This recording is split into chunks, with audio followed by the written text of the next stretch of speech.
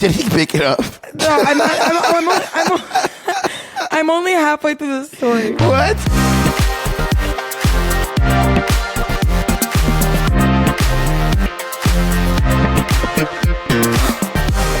Hi guys, welcome back to Industry Sunday. This is your host, Kennedy Novi. And Jake Levan. We're so excited to have you back. Another lovely week. Back Chicago again. summer is in full force right now.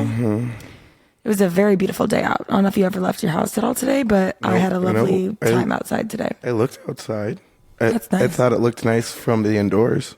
Well, Jake could have told me he was busy until 7 p.m. and I was watching his location all day. I'm like, this motherfucker hasn't left his house. Mondays are work from home days. Oh. Just so you know. But you can take that up with my boss. Sven, can I have a word? Can I have a word, Sven? Did you do anything interesting this week? Mm, You went to Pride Fest? I did go to Pride Fest. Yeah, Pride Fest. Well, there's like Pride Fest, and then there's Pride, and then there's also Market Day. So there's like 3. And Pride in the Park. And Pride in the Park. There's like 4.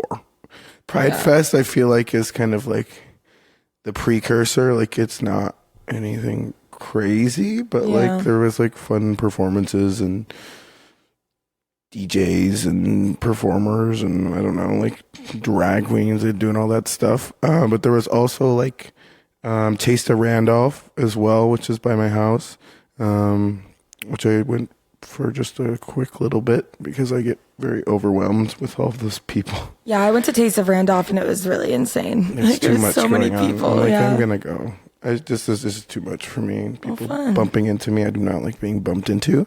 That's a good weekend. Me either. I've been so agitated with people and crowds lately. I hate it's actually crowd. so terrible. And I love living in the city. So I mean, at this point, maybe I'm just getting sick of it. I'm just getting sick of all the people because people are idiots. I don't like tourists. That's my issue. And I went for a walk downtown and I took the L for the first time in I know. I saw that. quite a long time. Yeah. It was interesting. I had my dad in town for Father's Day weekend, so I was all over the city. Oh It was yeah. such a good time. Happy Father's Day to all the fathers. All the daddies out there. That was our last episode. All the dads. That was our last episode. Oh, was it? It was Father's Day, yeah. I know, because I forgot that I scheduled it to Oh, upload, yeah, and then it I was. saw it upload at noon, and where was I?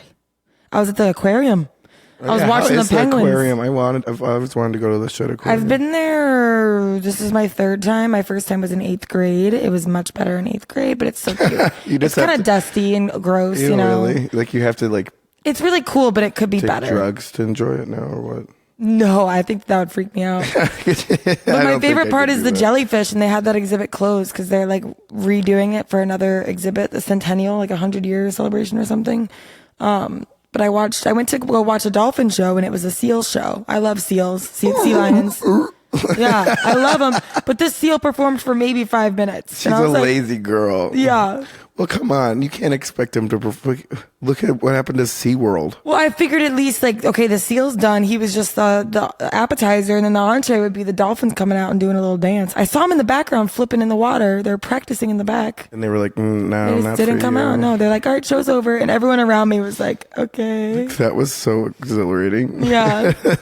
No, but Friday we went to a concert at Northerly Island. It's like an island off the coast of Chicago. Oh, yeah. I was just there for a heat wave. Yeah, it was cute. I hate going there for anything though because it's so hard to leave and it's hard to get there. Ooh, it's easier to get there than it is to leave. To leave, it's like a pack of sardines. Yeah, it's the only cool thing about leaving is that you're in this huge crowd walking through like the museum. Yeah, but that terrifies me Park. now. Being cramped like that, like sardines and walking all slow. Oh, I'm yeah, like, the pedicabs, I was flicking them off because they're riding like speed demons down the sidewalk. almost hitting people. Yeah, That was no. me in the pedicab. Yeah, no, my dad and I like to get like angry at people together, so we'll be like, "Oh yeah, fuck you," and like, "Get off the sidewalk, it's illegal." And I'm like, I don't know, they're not gonna get pulled over. Who's going to pull them over? Yeah, and I'm like, they're already crooks. They're charging people so much for like a 20-minute ride. It's With insane. their electric bikes, they're not doing anything. Yeah, Yeah, so they're just scummy. yeah, it's kind of trash. Whenever they ask me if I want to ride, I'm like, "Fuck you." I'm like, for free? Sure. Should we interview a pedicab driver? What do I you would think? never. So, what is it like to be the most hated person in Chicago? That would be like our final episode. Yeah, if we ever interview a pedicab driver, it means we've run out of things to talk Yes. about. This is a fact. God. But this episode's going to be a little spooky. Yeah, I know we have another spooky one. I was feeling spooky. Yeah. So, I mean, after our last episode, we had a few people write in, and I feel like people just don't like to write in that often about what they want to hear. They're just too shy, I think. So Yeah, you guys, please send in what you want to hear, right? Send in as much as you want. Yeah. Like, we want to hear it. We want to hear what you guys want to hear. We want to talk about your stories. We'll keep you anonymous if you want. Like, we need more guests. We're trying to figure out when timing is going to work to have more guests on. Yeah. We're both traveling a lot right now. And for work, every other week, I'm in St. Louis. Yeah, you're back in the business. Well. I'm going to Electric Forest this weekend, so I'll be out of commission. How's my volume look? Does my volume look better? Or does it look really low? Because it looks low on there. That's just what I'm seeing in there. No, you're louder than me. Oh, okay, cool. I don't know if it's glitching. It's not the volume. You just need to speak up. I am speaking up. Good job. But yeah, so we had one of my old friends from college, Evan Groves, messaged me and said, after the Chicago Haunted Restaurant episode, you should do one about this hotel I stayed at.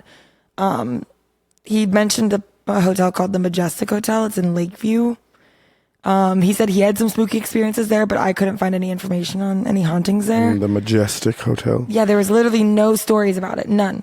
And even Yelp reviews, nothing. Like, all I found was people reporting old broken pipes, rooms that smelled like old people, and expensive parking. That sounds like pretty much every Chicago hotel. No, the funniest part is that people in a lot of these reviews were like, that's pretty much the norm for any hotel in Boys Town. It's going to be scummy. I was like, that's disgusting. Just trash. Like, I don't know if they wash those sheets. Yeah, but I think we should start with your story because you're restaurants. I'll go into hotels after you. Well, and then I have a little interesting kind of facts for later on. Oh, yes, you do. That I put Yes. together. You can do that after mine, probably. Well, then we'll do the game. Wow, the screen is bright. So, what is the pinnacle of places that are always haunted? It's either like Charleston or New Orleans. So this is a restaurant in New Orleans. I got this from NOLAghosts.com. NOLA. Posted by Squat. Think Squat. Think Squat. Think Squat. That's what you do on the toilet. Squat. Think Squat. Think Squat. Yeah, when you're sad on the toilet. So basically, this is in the French Quarter of New Orleans. The building is kind of like an eye-catching salmon pink. It's really kind of interesting. It's a very distinctive appearance of the property. The building belongs to Brennan's, which is a popular New Orleans restaurant. Brennan offers a couple of unique, like innovative, classic New Orleans kind of cuisine. But it balances like a little bit of like traditional and modern, much like the balances of the worlds of the living and the deceased is what it says here. Ooh. So there's actually a really crazy, like, I think it's a pretty crazy story about how this all happened. So Brennan's is haunted. Thank you for clarifying. Just in case you didn't know. I think everything in New Orleans is haunted, though. So unlike most haunted sites in the city of New Orleans, however, the restaurant isn't what? I said, speak of the devil. I said, everything's haunted there. I know. Isn't haunted only by angry, vengeful, or tragic ghosts. In addition to at least one creepy spirit, peaceful, helpful presence also call the restaurant home. So there's like a little good and bad. Oh. Yeah. So let's dive into a little bit of the history of Brennan's. Across its 3 centuries of life, New Orleans has enjoyed several cultural identities. And then obviously this being in the French quarters. So the association is Owen Edward Brennan, who is the patriarch of the Brennan family. And he was mocked for his Irish heritage. Count Arnaud, I don't know how to say that, was a New Orleans restaurateur, once told Brennan that an Irishman's culinary skills end with boiled potatoes. So Brennan knew he had to prove Arnaud and that stereotype wrong.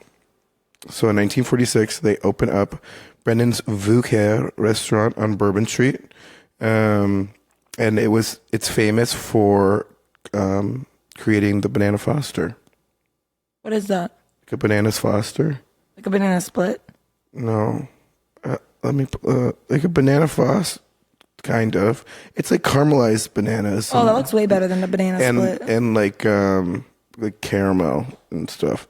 So it was invented by Chef Paul Blanche. This is French ass names. I can't speak French. And then another local tradition started at the restaurant was breakfast at Brennan's, which showcases one of the largest breakfast menus in the city. So Owen Brennan passed away in 1956. The restaurant moved to its present location on Royal Street. The pink building on Royal was constructed in 1795 by Vincent Rilou, grandfather renowned artist Edgar Degas. The building has also been on the site of the Louisiana State Bank and a home to President Andrew Jackson. Oh. Well, yeah, right? So he's from Louisiana? I didn't know that. In 2013, though, the building underwent a major restoration, unearthing, among other things, a hidden door. Oh, hell no. I knew it. This is like how the movie Poltergeist starts. It's good. God, I hate hidden doors. Of course, they renovate and they find a hidden door. It's like a Coraline. I was like, yo, here we go. Now I'm like, this is juicy. So the Irish-American Brennan family has established a number of respected New Orleans restaurants. In total, the Brennan family operates 10 restaurants in New Orleans, with 7 in the French Quarter. By the 1970s, Brennan's owned Commander Palace, another beloved Big Easy dining institution. Remarkably noted New Orleans cuisine chefs Emeril Lagasse and Paul Prudhomme. I'm not. They gotta be. Can you guys just have easier names? What year was this? In the 1970s. Oh, well, there's a chef called Emeril, but I don't think he's related to this. I'm looking if that's the right one. It is. It's Chef Emeril? Yeah, Lagasse. I guess he's old. This old dude. Oh my God, he has that show, Emeril. This isn't the what? That's not the guy that does like bam, right? I think that's him. I think that's him. Let me look it up. And then Paul Prudhomme is another. Oh, Chef Emeril. Bam. Paul. Yeah, that is him. Bam. And then there's this dude, Paul. Paul's kind of interesting. Oh, Paul's cute. You know, with his little hat. He looks like Doug Dimmadome. I love it. He does look like Doug Dimmadome, the Dimmadome family. But yeah, so they've like pulled off some pretty big chefs. Other restaurants under the Brennan's ownership include Ralph's on the Park, Cafe Noma, and the New Orleans Museum of Art, the Napoleon House, and then a couple other places. But anyway, so we get to Paul Blanche. So Paul Blanche is the chef, and during his career at Brennan's, he shaped the restaurant's menu. His most notable contribution was obviously the dessert, the Banana Foster, which was named after Richard Foster, a friend of Owen Brennan's. Blanche created the dish in 1951, and it remains the most ordered item at the restaurant to this day. The original Banana Foster also inspired a host of other versions of desserts, including pastries, candies, blah, blah. But Chef Blanche's culinary creativity and devotion made him an admired chef. The chef was you're gonna like this. So, he was so dedicated to his work, like to the very end, like even after his death. So when he was buried with the menu and a knife and fork across his chest. What the fuck? I know.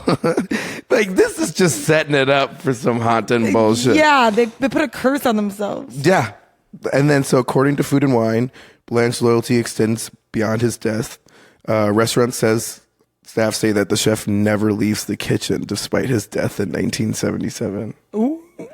Oh, God, imagine that. What if he's a terrible boss, too? They're just like, he never left. Like, leave me alone. We thought we got rid of him. Getting slapped with the spoon. Yeah, a wooden spoon flies out of nowhere. Every night, Blanche's ghost signals at the end of the night shift by banging pots and pans in an almost celebratory manner. Every night. Spooky. This nightly noise is unlikely to be the work of a prankster in the kitchen, as the sound is heard while the restaurant doors are being locked from the outside. Oh my God. Icky. For those seeking a spot in the chef's ghost, you can sometimes be seen in the dining rooms or by the front door. Your best chance at summoning him, however, is by ordering Bananas Foster, his signature dish. While the bananas are aflame at your table, look around for the chef's translucent ghost. His ghost sometimes appears in other forms, like a brief sparkle or heat wave-like distortion of a man in a chef's hat. What the fuck? But now he's not the only one that's dead here, bitch. Oh, I bet there's a lot. Now we got Herman Funk. I like that name. Herman Funk. So Chef Blanche is not the only eternally faithful member of Brennan's staff. There's quite a... Wait, till we get to the Red Room. Oh, is that behind the door? That's yeah. Oh, God. Of course it's a red room. Herman Funk was the sommelier who helped form the restaurant's extraordinary selection of wine and spirits. Funk lived in the wine cellar. Oh, my God. His ghosts help. Name a sommelier that doesn't. That's what I'm saying. His ghost helps the waitstaff decide on wine selections and pairings. To indicate his pick, Funk's ghost clinks his preferred bottles. What the fuck? You just see a puff of dust fly up off the bottle of 1912. I'm like, it's like a fucking $6,000 bottle. I'm like, bitch, no, he wants something like in the $70 range. It's like, no, they only got, they only have a budget of $100. They only got a shrimp. What is it? Fucking shrimp. I can't think of the word. So they only got shrimp and tuna. They can't afford lobster. It is common for spirits to linger in places that are important to them in their lives. Unfortunately, this importance is also too often because of abuse, trauma, or tragedy that once occurred in those places. For the ghosts of Paul Blanche and Herman Funk to be so friendly and continue to do their own like way of work, so it was basically like a good thing. Like it was a special place for them. Happy, thank you. Yeah, but now it gets a little bit dark. Okay. Yeah, red room. So we get the red room and Monsieur Le Fleur. I see that. So unlike these other like gourmet ghosts that we're dealing with, like sommeliers and chefs, there was another spirit that dwelled in the red room. So the red room was undoubtedly the darkest and most haunted part of Brennan's. Its blood red walls saw much horror. This is where it does you right. So according to the 18th century legend, one fateful morning, Monsieur Le Fleur calmly planned 3 funerals. Later that day, he came home, he killed his wife and son, and then he killed himself by hanging himself from the chandelier in the center of the red room. In the restaurant? Was it a restaurant then? Yes. He planned their funerals before they died? Yeah, he killed them. At least he's organized. Like preemptive, I don't know.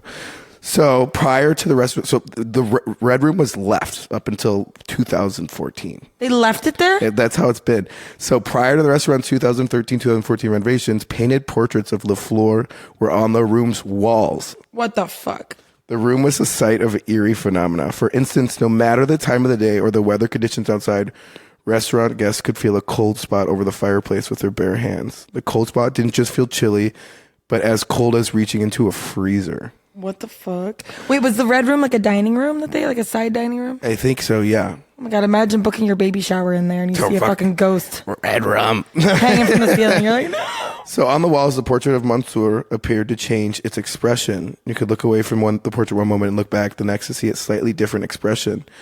Namely, Le Fleur's smile shifted to like a grimace.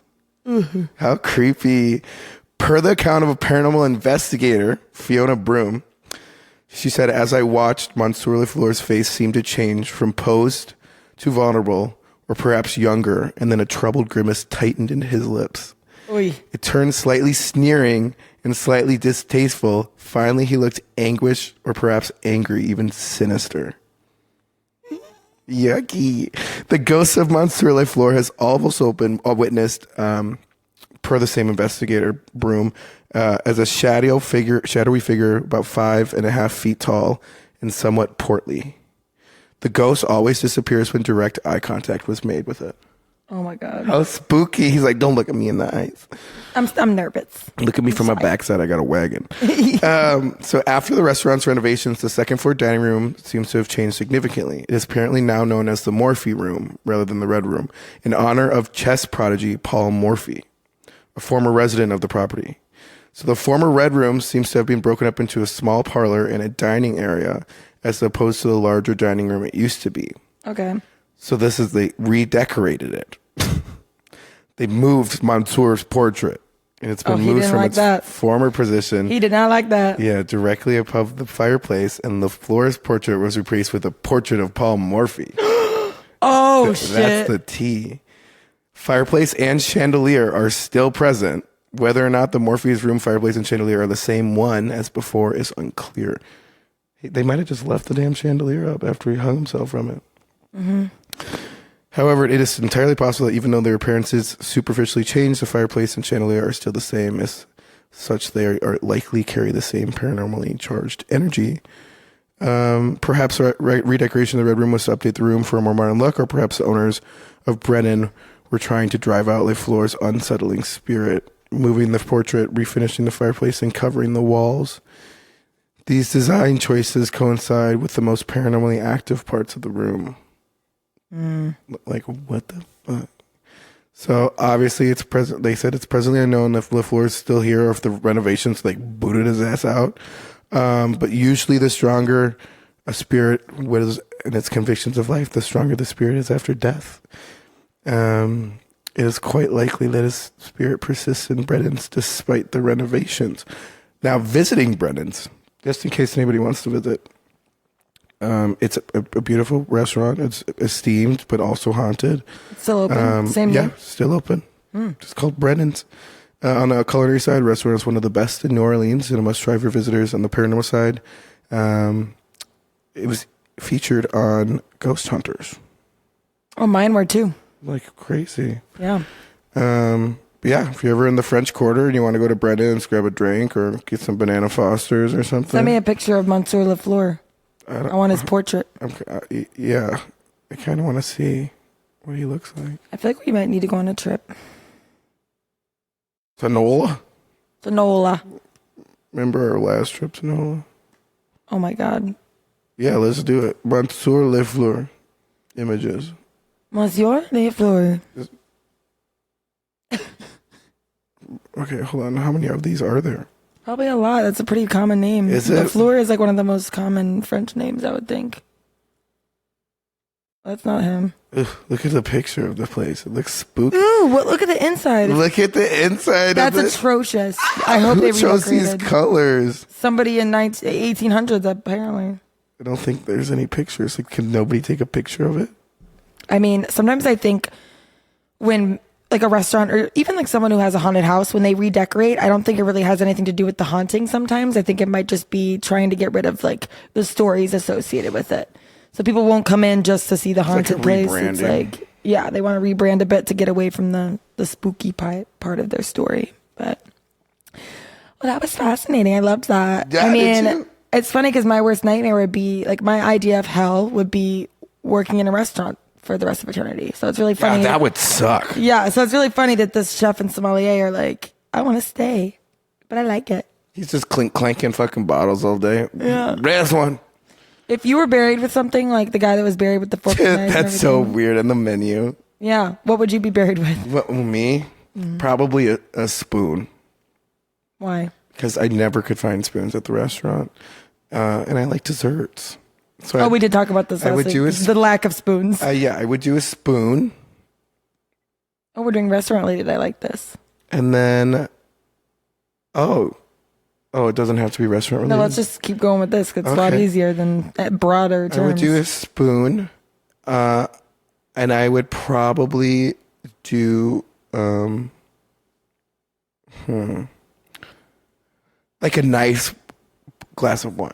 Like a, not like I want like some Psalm series, like Bordeaux glass, you know, they're like I like super that. gaudy. And Yeah. then, so I'd probably have two of those across my chest, and then it's just a spoon in my hand, like taped to it, so that I could never lose the fucking spoon, you know?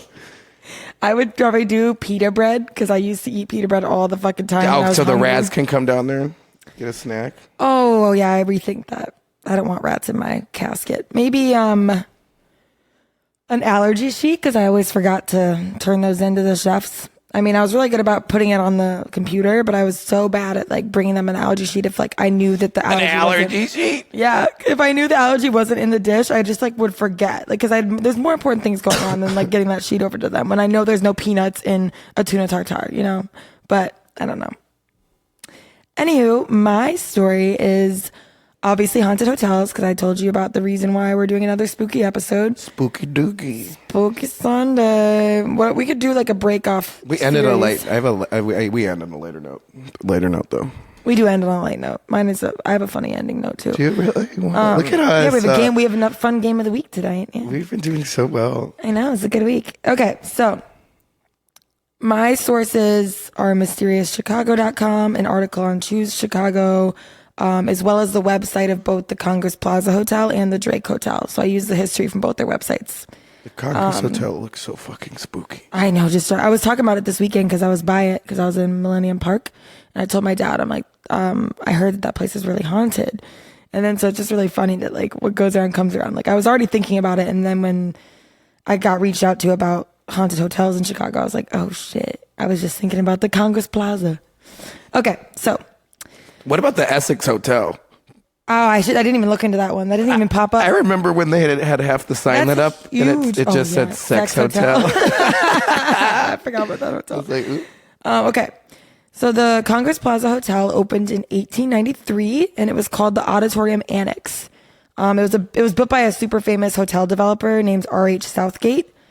Guests of the World Columbian Exposition, like the Chicago World's Fair or whatever, stayed there during those events because that was right after it was built. So it was probably really a brand new hotel. People wanted to stay there.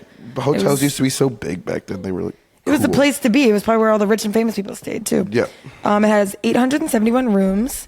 It originally had an underground marble passageway called Peacock Alley. It connected it to the auditorium building that was across the street. There was also a hotel, a theater, and had offices in it and shit.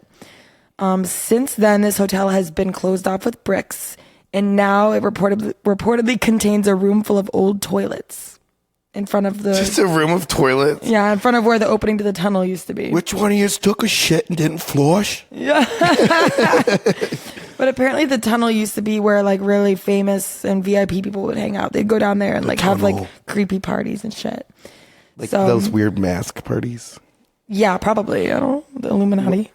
One of the towers in this building of the Congress Plaza Hotel actually contained the first banquet hall to ever have air conditioning. Oh, fuck yeah, I mean...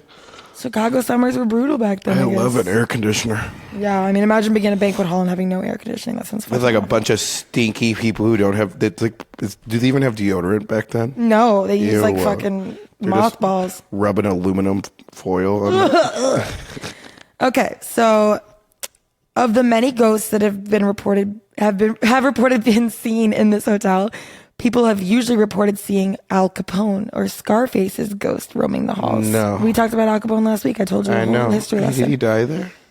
No, so he is most frequently seen near his old suite on the 8th floor.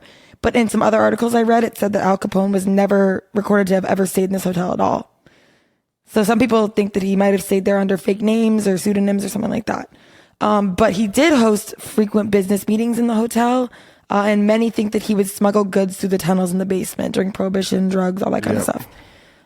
In 2016, the Leisure and Travel magazine declared this hotel the most haunted place in the state of Illinois, mostly based on sightings of Al Capone.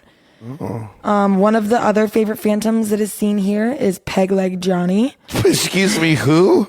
He's a spooky hobo Peg ghost. Leg Johnny. He's a hobo ghost. Stop. Oh. Yeah, I don't know what that is, but I mean, it's believed that he was a homeless man who was murdered in the alley behind the hotel. That's just like, I mean, there's no real story on him. Peg Leg Jimmy, Joey. Johnny. He likes to turn room lights and electronics off and on, and he's mostly just really playful. He just likes to wreak havoc on poor tourists and businessmen. That's my kind of like cocktail servers is what I said. Yeah, that's not. On their wallets. Okay. And then the most haunted room in the hotel is 441, where a female ghost reportedly kicks guests awake from the foot of their bed. Kicks them awake. She's like, "Boo, get up. Get off my bed." It's a frequently requested room reservation, obviously, and Stephen King reportedly based his book 1408 on this room. Really? Mm-hmm. It was a book that was about a hotel room that caused suicides. However, no suicides have been reported from this room at all. So Weird. He made that up. Yeah, he's so dramatic. He's so dramatic. And then the last two. There's a ghost of a boy who also reportedly haunts the Congress Hotel. This lore is that his mother was distraught over either her immigrant status, and then other stories say that it's because her husband never returned for them after World War I. When will my husband return from war? Maybe that's where it originated. She's looking out the window, which is sad because she ended up throwing both of her children from the hotel window. Jesus Christ. It's like Michael Jackson when he's like holding a baby over the... Maybe he was inspired by her. I don't know. But it said that she did this in despair and jumped right out after them to kill herself as well. It is reported that one of their bodies never made it to the city morgue. So it's assumed that the boy ghost that causes a lot of mischief usually just moving around furniture and stuff, was one of the bodies that never made it to the morgue. So he was never recovered. Sad. He's probably somewhere underneath the hotel. Is what people think. Flat Stanley. Why couldn't she just jump herself? Why's she got to take the kids with? That still happens today. I don't understand. So selfish. It's so fucked up. Well, it's usually just to get back at the partner. Is it like postpartum or something? Sometimes it's postpartum. I feel like it's usually to get back at the spouse as well. Yeah, true. Well, how's he gonna know he's not ever coming back? He's not gonna care if you die if he fucking hates you, but he's gonna care if your kids die. That's true. He might find out. I don't know. But the most creepy legacy for this hotel is its connection to H.H. Holmes. Do you know what that is? The Hound of the Baskervilles? No. H.H. Holmes? No. He's the serial killer from the Chicago World Fair. He was made famous by a novel called Devil in the White City. I read this book. It's fucking awesome. I highly recommend reading it.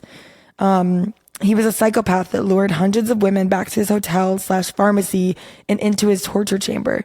His hotel was not the Congress Hotel, but it was nearby. I'm down with a torture chamber.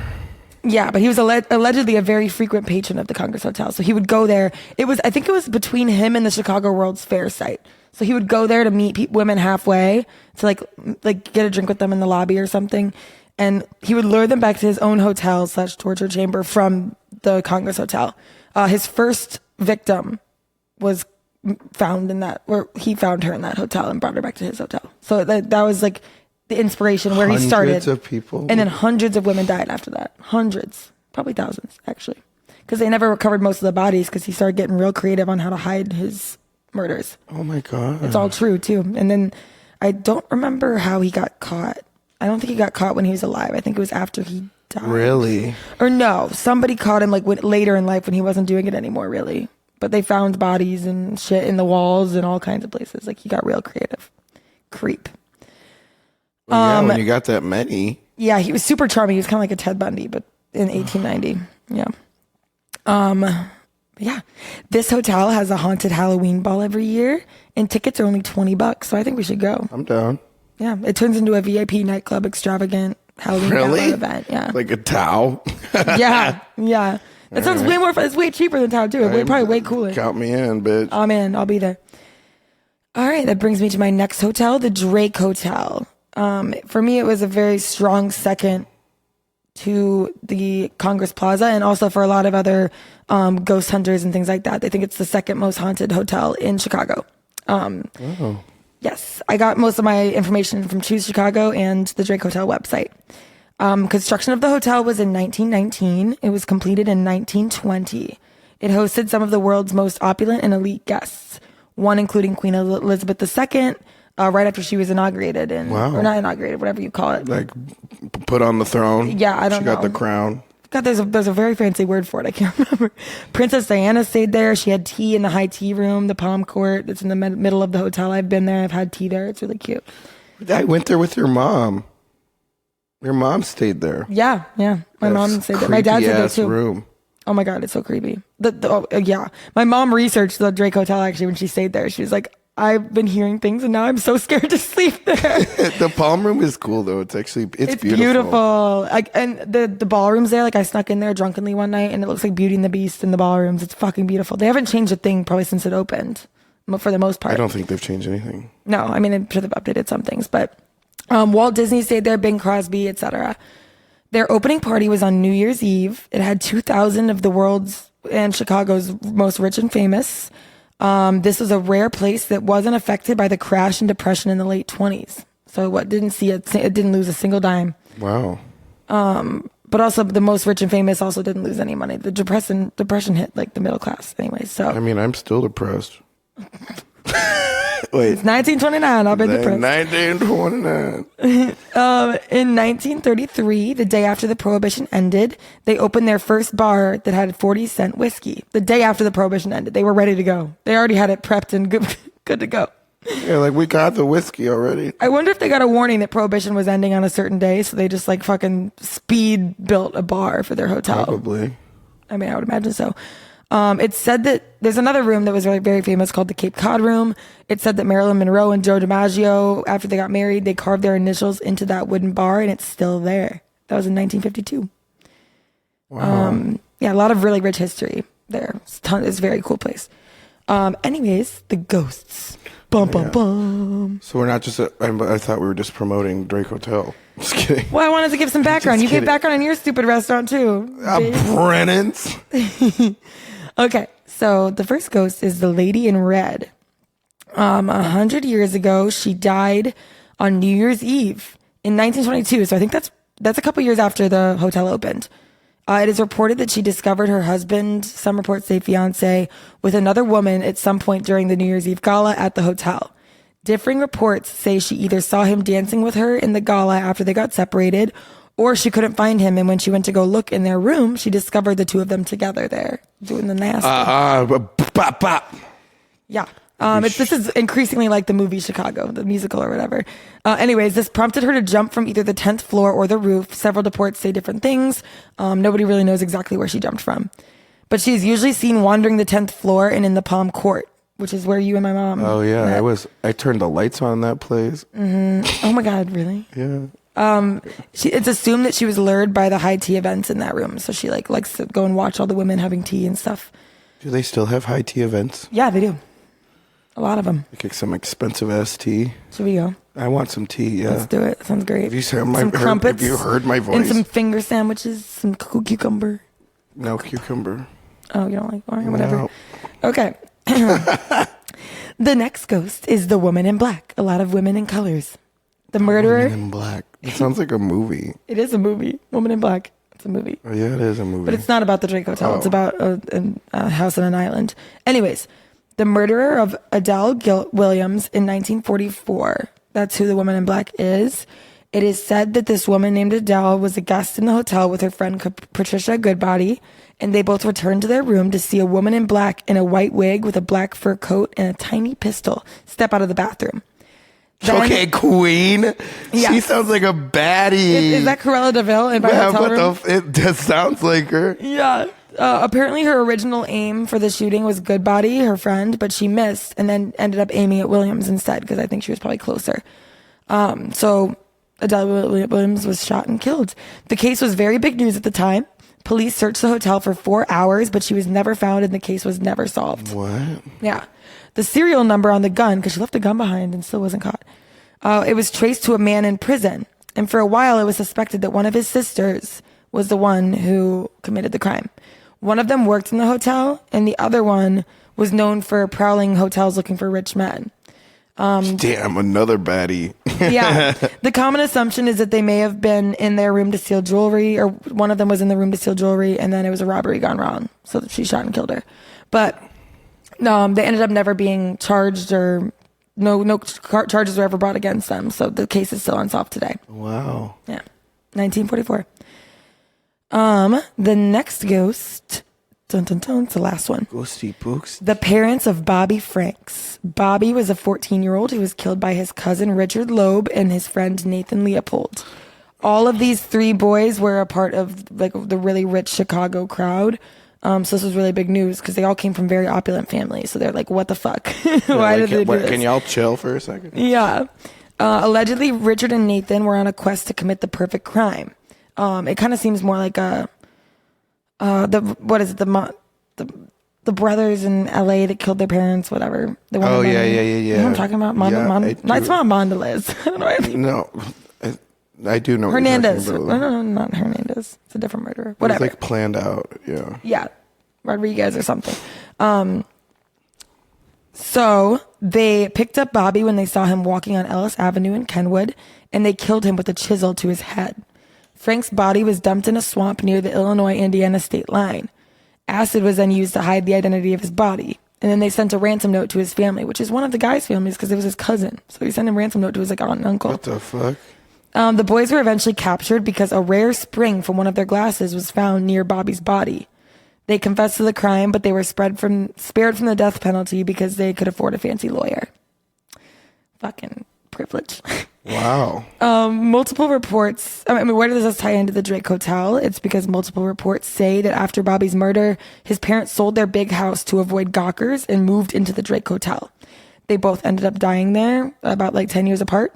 It is said that they are still seen wandering the hotel, mourning their son. Oh. Yeah. Sad. The Drake also has a haunted ball. Another haunted gala. They The have a luxurious masquerade ball. Yeah. Really? We're going. It's probably not as cheap as the one at the Congress, but for sure not. yeah, that's Wow. it. Those are my haunted hotels. I love a good haunting. Me too, bitch. I love a spooky I story. love spooky. When we lived together, we all we did was watch scary movies, I Yeah, feel we like, did. at one point. Like with restaurants and stuff too. Like it's always so interesting. Like I've worked at places that I thought were haunted, like fucking glassware flying off a shelf and shit. I'm like, who did that? I'm like, we don't have enough glassware in this restaurant. Stop. Knock over something else.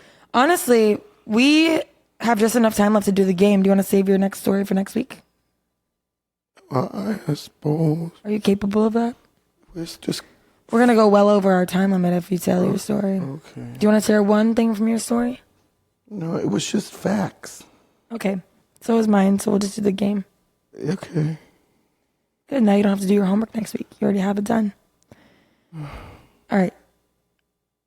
Our game of the week. I was looking forward to it. Okay, game of the week. Yeah, you can look forward to it next week. Am I the asshole? Yes. For me not being able to play my game. It wasn't a game. Oh, well, I think it's a game to me. It's a game to me. You're being insufferable. Okay. Where are we going with this? Okay. Are you an asshole? I'm going to read you restaurant horror stories, and we're going to debate on whether the server or the guest is the asshole. Oh. Interesting, right? I think it's a good way to end it. We can bring it back to basics. Instead of going back into another history lesson, we should save that for next week. Okay, let's do it. All right, cool. Okay, the first one. I only have 3. I'm going to save the rest for a different time for another game because I think 3 is plenty. The first one, a current affair. I used to see guys come in with their girlfriends/mistresses one night and then come in with their wives literally just a few days later. This reminds me of the movie The Menu. Anyways, I knew a guy that would do that. He'd bring in a twink, though. Like and then his wife the next day? 10 kids, yeah. That's hilarious. Okay, well. Sorry. Literally just a few days later, I never saw anyone get caught, or at least there was never a huge blowout in the restaurant. But I would seat them at the same table and say something like, "Have you dined with us before? You look very familiar." This was submitted by an anonymous waitress at a steakhouse in Boston, Massachusetts. Am I the asshole or is the guest the asshole? I mean, it's... Wait, I didn't... Where's the asshole part? Just... No, oh my God. She said, I never saw anyone get caught, or at least there was never a huge blowout, but I would seat them at the same table every time and say something like, "Have you dined with us before? You look familiar." Like trying to get him caught. Oh. I wouldn't even have noticed. I'd be like, yeah, I've been here before. It's good. I like the food and drink. Like, You're a better liar than most. Yeah, I feel like it's one of my favorite spots. Yeah, come here frequently. I live by here. Like, what do you? Yeah. I think like the server's kind of the asshole for this. Okay. I mean, kind of, because that's like really not your business. Yeah, I'm like, it's fascinating, but like, stay out of it. Yeah, like you don't really know. Also, most rich men have wives that are very complicit and they're cheating. They don't care. And you also like don't know what they could be in an open relationship. Yeah, or they're divorced and they're just like meeting to discuss their kids or something. You never know. They also, sleep it's like in different beds. As long as he's respectful and tips fine every time, like I think that you're an asshole for trying to stir something up. I've had plenty. Because you're upset because there was never a huge blowout in the restaurant. Like, give me a break. We would have this old daddy. He looked like he probably drove a motorcycle and covered in tattoos. Always had a different girl in. And we liked him. He was cool. I've seen many men at my restaurant that always had different women. I'm like, I don't even know. And we knew some of the guys had wives, and they bring in. Sometimes their wives would be at different tables. We'd have to hide them from each other. So the hostess would. It's so fucking funny. Because I'm like, I'm not. That ain't my job. That ain't my. Yeah, no, I'm not. That's the one time it's okay to say that. It's not my job. That is not my job. I'm not Maury. I'm not fucking Jerry Springer over here. I'm not about to start a fight. Also, these stories are from Tasting Table. It's called an article called Restaurant Horror Stories. Okay, the next one is called Strength in Numbers. You're gonna like this one. Okay. It was a Saturday night, and our wait was about 2.5 hours long. This is pretty typical, but it was cold outside, and people were hangry for their ramen. This reminds me of a lot of ramen places in Chicago. Remember that episode? Yeah, remember that episode where we had to wait for every ramen place? We had to go to the one we didn't really want to go to. Cry. It was awful. The waiting guests, who were strangers, like they didn't know each other, formed a union of sorts and demanded they all be sat. Like they formed together and they're like, we all want to be sat right now. My manager had to get involved, and we eventually sat all of them together at the same table. Oh, shit. They're all probably best friends by now. Renee, she's a hostess at a buzzy hotspot on NYC's Lower East Side. I think the guests are the assholes. Guests are the assholes, but I like how it was met with more assholery. Yeah, it's you like, we're going to, you know what? Then. Yeah, be your best friends now. Here's your table. Well, it's funny because a lot of ramen places do have bigger tables that they'll seat like strangers at together. Because people are desperate for ramen, and it's better in person. So you're just like bringing that shit home. I think you and I were even like, we're willing to sit at that table with those other people. They're like, we can't do that. I know. I was like, I just want to eat, bro. Can I ask them myself? I'm hungry, Dad. So the guest is the asshole for that one. All right, next one is shit hits the fan. You're actually, no, this is the one you're gonna like. Like literally. I don't even want to start saying this because you're gonna die laughing. An elderly man oh boy came in to dine with a party of 4. They were all beautifully dressed. We were very busy, a packed house, and all of a sudden I look up and the man looks like he's about to fall over. Because he's trying to pick something up off of the floor. Oh, where is this going? I run over and realize it's a lump of shit. He's trying to pick up off the floor. And there's another one coming out of his other pant leg. I don't even know what I would do. I feel so bad. It's just rolling out. You can see it come like trickling down the inside of the pant leg. Why is he bent over trying to pick it up? His wife tells me that he's trying to pick up food that fell on the floor. Oh, no. It was once food. It's not anymore.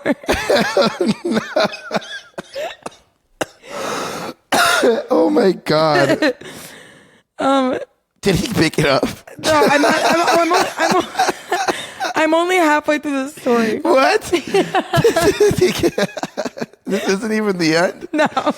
Okay. I ran back to the host stand to grab towels to clean it up. And now I've got shit in one hand and I'm welcoming customers as they walk in the door.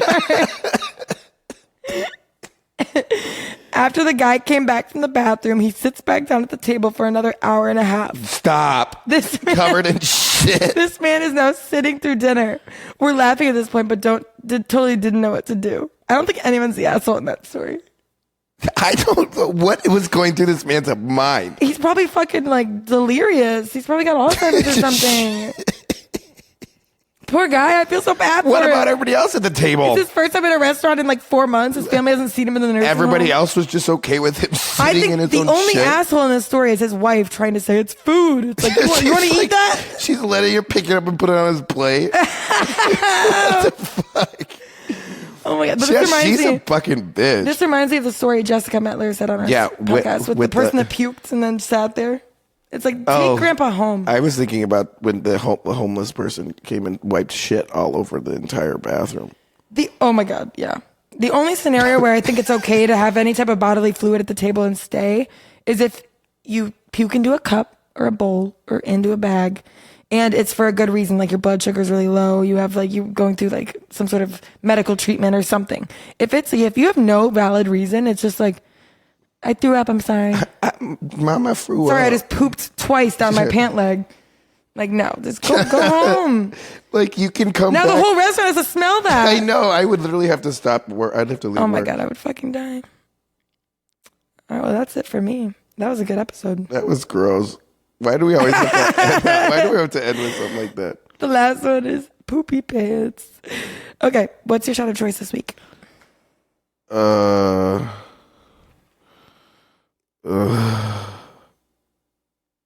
I did a lot of Fireball this weekend, so I'm gonna say Fireball. Yeah, my dad likes Fireball for some reason. We went to that concert, and these guys bartending at Northerly Island were giving us $5 shots of Fireball, so we took so many. Oh, that's really cheap. Yeah, it's the shooters that come with a drink. Normally, you have to buy a drink to get the shooter for $5, but they were just giving us $5. They had too much shit. Well, they're making more money off doing that. I had to do a shot of choice. This is hard today. I want to do something with pear. A prickly pear? Yeah. Ooh. That sounds nice. I like that. That's a cactus fruit. What? a pear? Yeah, prickly pear is like the little red thing on top of a cactus. That's what prickly pear is. I think. Don't quote me on that. I'm not. I'm not going to. I'm gonna have to look into that. Yeah.